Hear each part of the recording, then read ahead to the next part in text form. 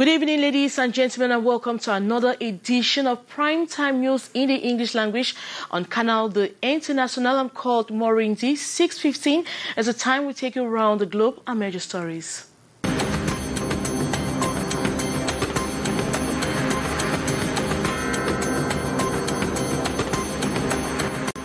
Doctors Without Borders frustratingly leaves the northwest region of Cameroon today after 8 months of inactivity following government's accusations of working with armed separatist groups, an accusation they have denied. Human Rights Watch has accused government security forces in Cameroon and separatist fighters in the two English-speaking regions of the country of gross human rights violations. They have called on government to sanction those accountable. And several persons in the Far North region are now homeless after heavy rains resulted to flood submerging homes. Those were major stories. The details right ahead.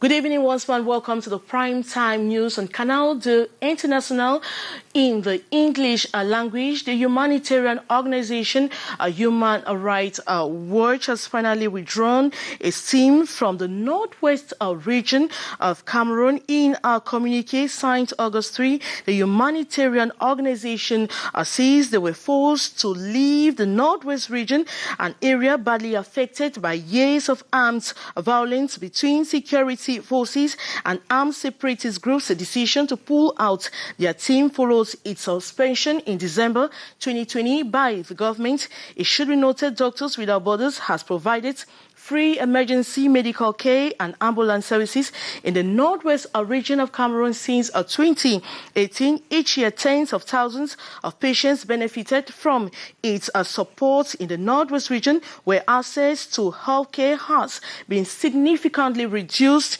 by armed violence. It should be noted or recalled their suspension came after a series of allegations that the organization support local armed groups, allegations that Doctors Without Borders has consistently and categorically rejected. We come back to that in our subsequent editions of the news. Human Rights Watch has accused government security forces and separatist fighters in the two English-speaking regions of the country of gross human rights violations. In a report made public recently, it called on authorities that be to sanction those accountable. Gladys Ambodiban completes that story.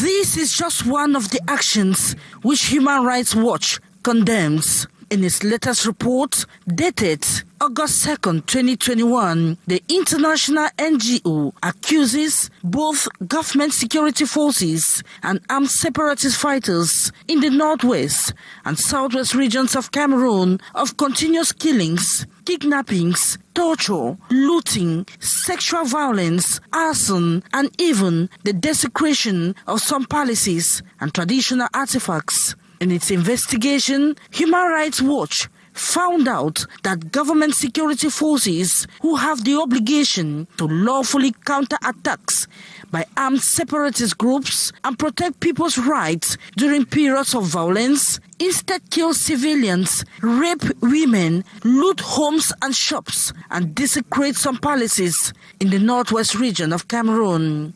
It also reveals how in the southwest region, separatist fighters killed a 12-year-old boy on June 6 and a 51-year-old teacher on July 1, this 2021. These are just a few cases which the report cited. Human Rights Watch has therefore called on authorities in Cameroon to investigate and prosecute the attackers and their commanders, while the UN Security Council and other regional and international partners should impose targeted sanctions against those responsible for the grave human rights violations. And farmers in Tumbo in tous subdivision in the northwest region of Cameroon are in tears following an attack from the people of Njirong that was last night. 5 motorcycles were destroyed in the process, while several farmers incurred severe injuries and are battling between life and death at the Du District Hospital. The problem, according to farmers, centers around a piece of land that dates decades ago, and the farmers have resolved to settle their problems. They have tabled their complaints to the authorities. It should be recalled that on April 29, 2020, the phone of Tumboy, a village in the Du subdivision in the northwest region, led its population to their farms in Bow Plains as ordered by the government. We'll come back to that in our subsequent editions of the news. We take you to the far north region of Cameroon, where several houses or several persons are in tears after their houses were submerged due to floods, with predictions of more rains to come, accompanied by strong winds. The population have been called to be on the alert, as Regina Leketandak reports. Houses submerged in water.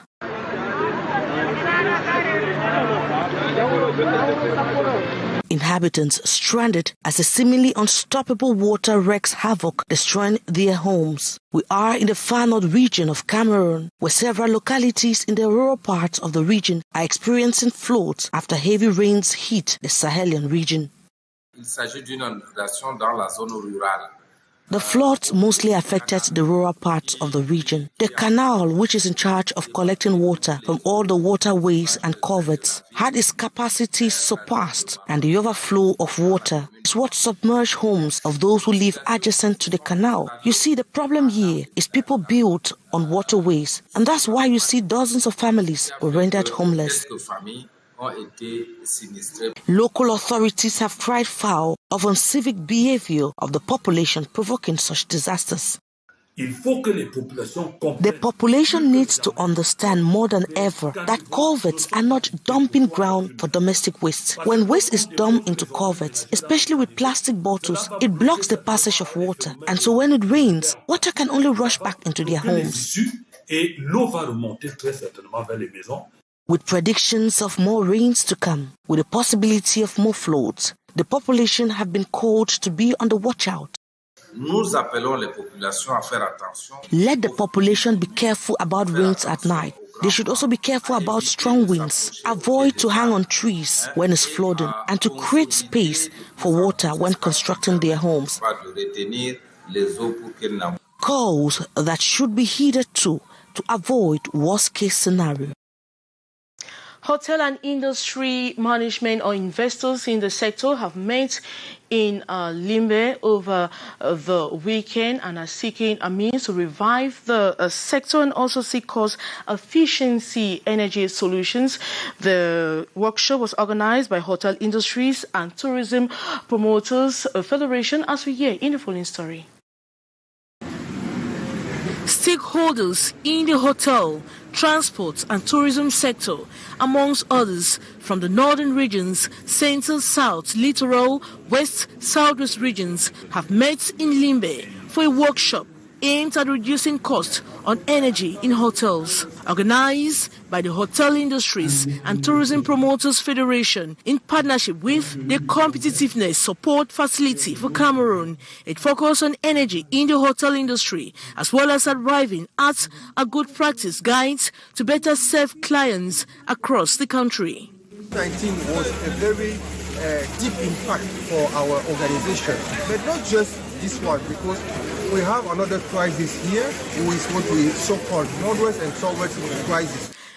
Participants during the workshop visited some hotels to check its power distribution facilities and expressed their challenges to betting on efficient energy solutions at micro and macro levels. So we are facing all these difficulties, and now we want to react. We want to take the opportunity of the AFCON to go further, to go in another step of the tourism.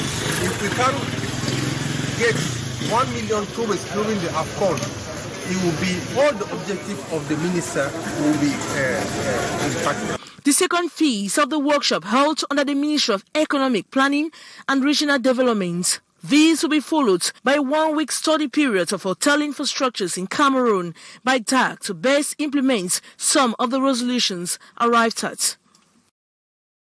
Journalists in Douala have been told to do their work correctly. A phase of the National Communication Council. The warning came from the president of the National Communication Council, Joe Chebonkeng, as he embarked on a contact tour to media houses in Cameroon's economic capital, Douala. The details in the following story. I think it's not their responsibility to judge the decisions of the President of the Republic. There are no rules within the council. That's the rules creating the council voted by the assembly, which requires that they be consulted on the decisions of that nature. If someday the rules are revised, their opinions will be sought. And I think that it's, as a syndicate, they would have much more to do and to help in bringing the journalists together than to engage in things which are not fruitful, like the decision which they just took. The president of the National Communication Council responding to a communique from the Cameroon Journalists Trade Union who are questioning the independence of the organization. Now, journalists in Douala have been told to do their job correctly or face the wrath of the National Communication Council. The call was made by the president, Joe Chebonkeng, as he embarks on a contact tour to media houses in Cameroon's economic city, Douala. The details in the following story.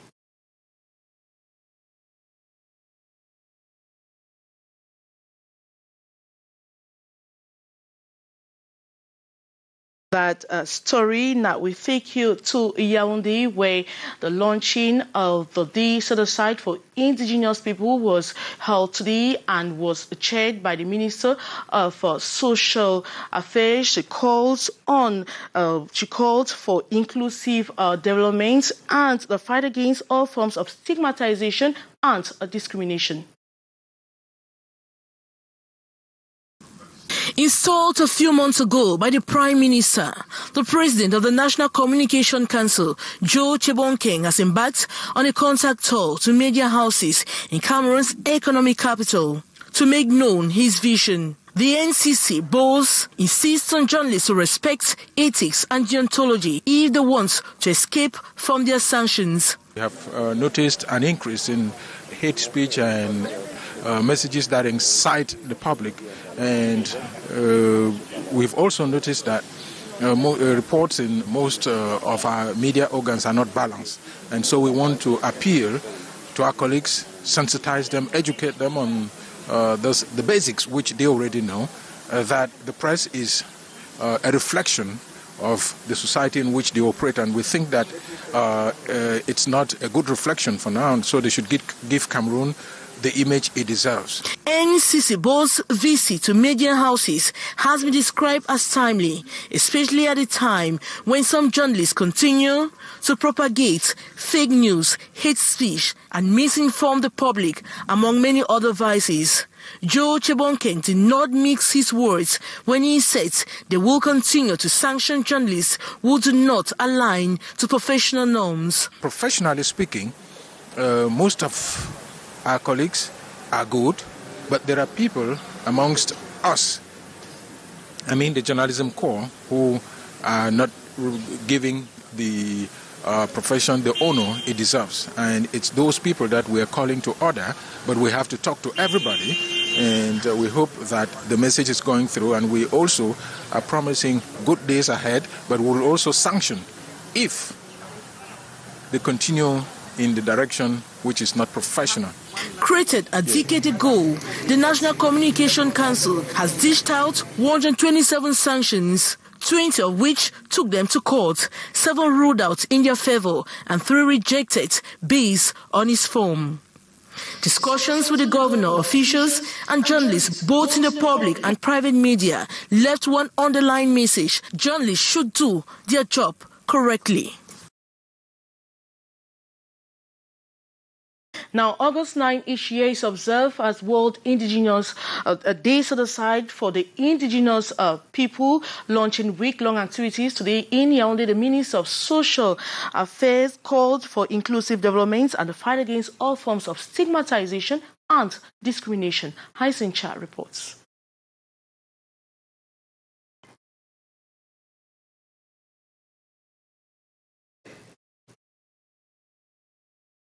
Now we're talking about a week-long activities for the indigenous people set aside for August 9 each year. And in Yaoundé today, the Minister of Social Affairs calls for inclusive development and the fight against all forms of stigmatization and discrimination. The 2021 theme is observed under the theme, or 2021 edition is observed under the theme, Leave No One Behind, the indigenous people, a call for a new social contract. The details in the following story with Haisincha.